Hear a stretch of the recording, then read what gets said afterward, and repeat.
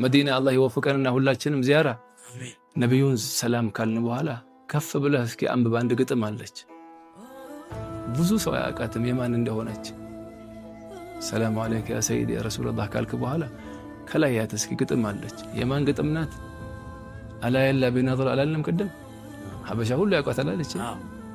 ኢማም አልሐዳድ እኮ ግጥም ናት እቺ አላ የላ ቢነظር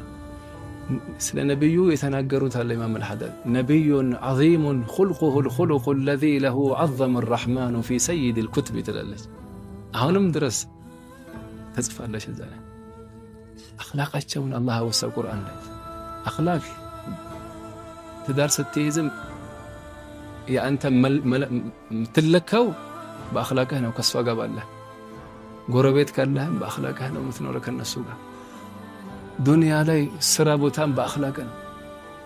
ለዚህ ነው አኺራ ላይ እኮ ሚዛን እንደሚመዝነው አኽላቅ አይደል እንዴ